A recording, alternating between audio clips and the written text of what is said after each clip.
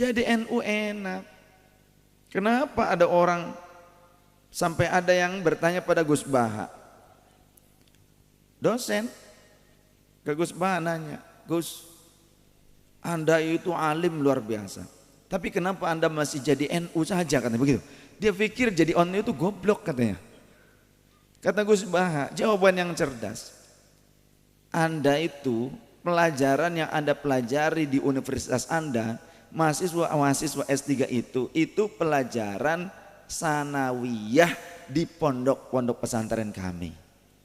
Jadi kalau di NU itu masih sanawiyah, tapi kalau di sekolah-sekolah formal, universitas-universitas Islam itu sudah jenjang S3. Kalau jenjang S3 sedangkan di pondok itu masih sanawiyah, lantas pelajaran aliyahnya di pondok pesantren, kalau di universitas itu tingkatan apa? Esteler. Kenapa mereka nggak nguntub? Sehingga banyak orang sekarang mendadak jadi ulama, duduk pada sebuah jabatan di Majelis Ulama Pusat. Keren nggak? Keren nggak? Keren nggak? Keren. Tapi baru belajar nasrif, kafaro yukafiru kufron. Masalah kufur kafir gak paham maknanya, tapi sudah dianggap dokter. Jemaah yang dirahmati Allah Subhanahu wa taala.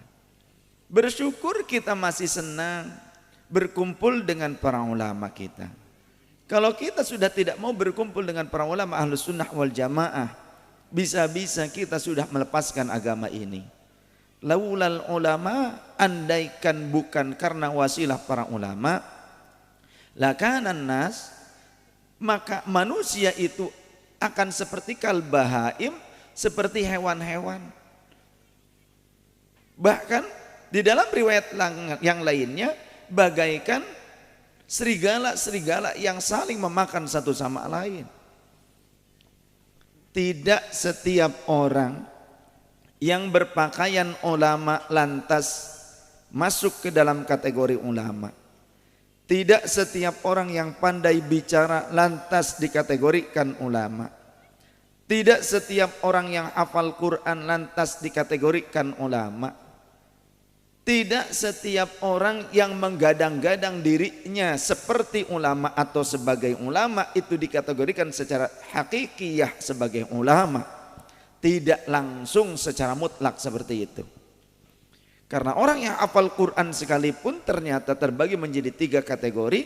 Tsumma awrathnal kitaba alladzina astafaina min ibadina faminhum zalimun li nafsihi wa minhum muqtasid wa minhum sabiqun bil khairati bi idznillah. Al-ayah wallahu wa rasuluhu a'lam bi muradi wa makna.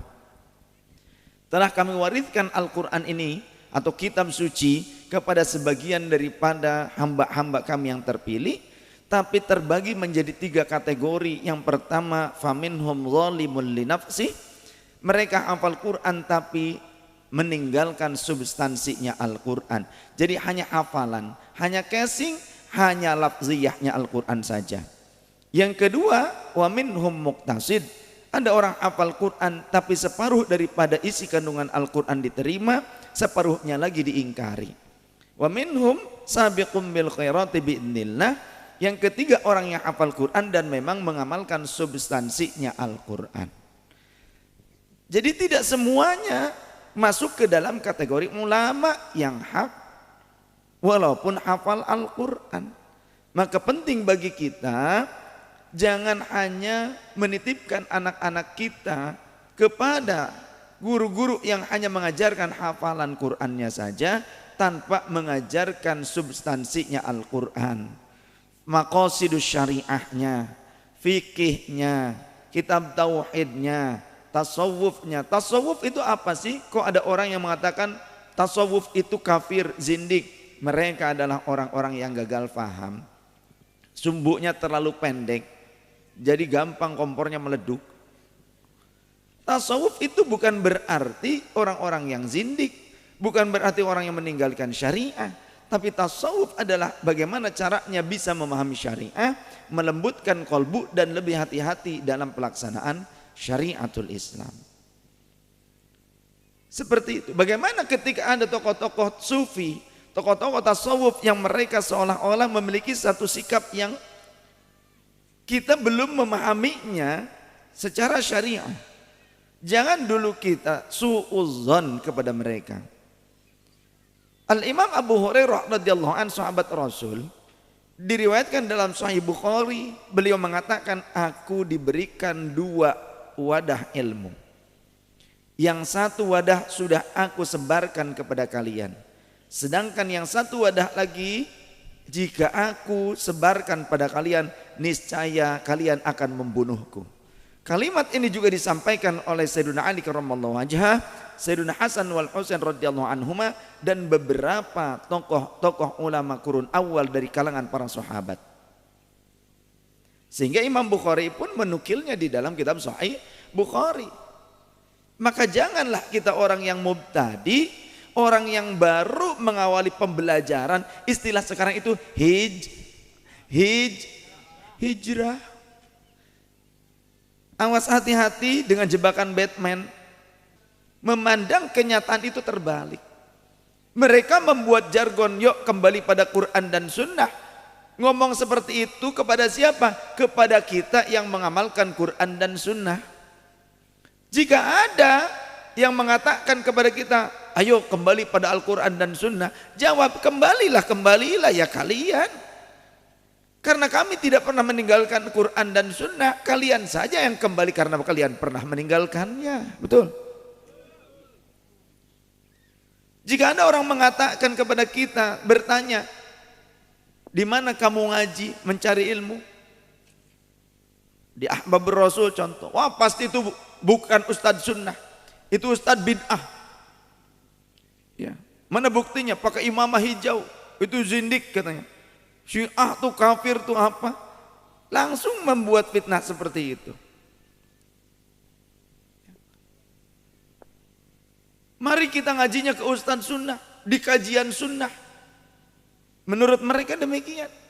Kita jawab, kami ngaji bukan di kajian Sunnah, tapi di kajian wajib. Ngaji apa Sunnah apa wajib? Bilang kami nih kajiannya kajian wajib, bukan kajian Sunnah. Tapi ada yang lebih wajib, thalabud duit, faridhatun ala kulli muslimin wa muslimatin. Masih kurang, fa amma overtime sunnatun muakkadatun liman istata'a ilaihi sabila. Jadi bukan haji ternyata, thalabud duit pun overtime liman istata'a ilaihi sabila. Itu sunnah muakkadah, hampir sama dengan kurban kira-kira. Ya ini buat Johnny Jongos Nippon sama Jongos Korea. Ngaku bener nggak? Ngacung, coba ngacung mana?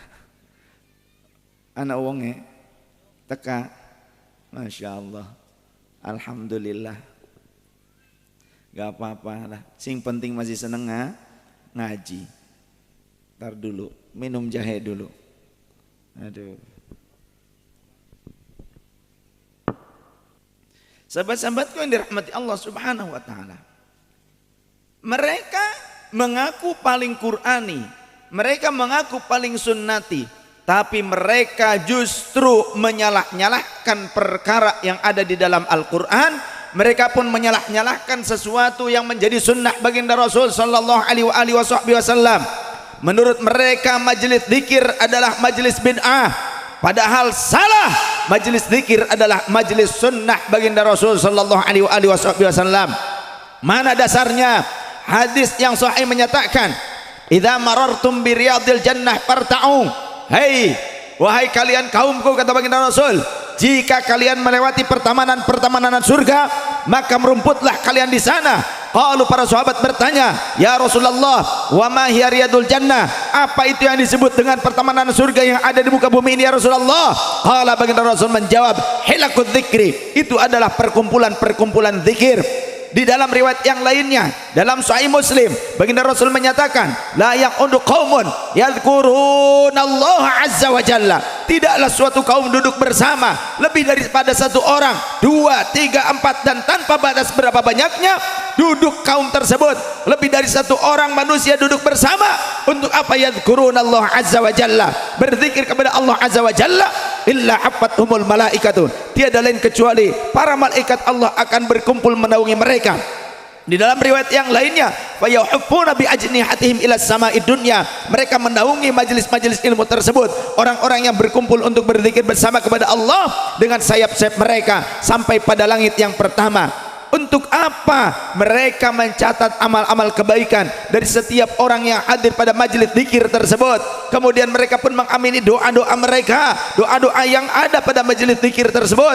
Mereka membawa rahmat dan berkah dari Allah Tabaraka wa Ta'ala pada semua orang yang hadir pada majelis zikir. Wa ghasyiyatuhumur rahmah, dan Allah akan menurunkan rahmat bagaikan hujan-hujan yang deras. Wa nazalat alaihimus sakinah, dan Allah akan menurunkan ketentraman kepada orang yang senang duduk di majlis zikir. Wa dzakarahumullahu fi man indah, dan Allah akan membanggakan mereka di hadapan para malaikatnya. Allah akan menyatakan di hadapan para malaikat, hei para malaikatku, ya ibadi, wahai hamba-hambaku, yang dimaksud adalah para malaikat, aku persaksikan kepada kalian, sesungguhnya inni qad ghafartu lahum, aku telah mengampuni mereka yang duduk pada majlis zikir tersebut. Di dalam Sahih Muslim ada riwayat yang menjelaskan salah seorang malaikat interupsi, ya Rabbi, interupsi. Ada malaikat yang interupsi, ya Rabbi. Di antara mereka ada si fulan yang memang bukan bertujuan untuk zikir, tujuannya untuk hal yang lain. Dia punya kebutuhan, mau dagang di majelis zikir, jadi tukang sound system di majelis zikir, jadi kameramen di majelis zikir, jadi kijepret tuh. Kijepret. Ada tukang tenda, ada tukang parkir.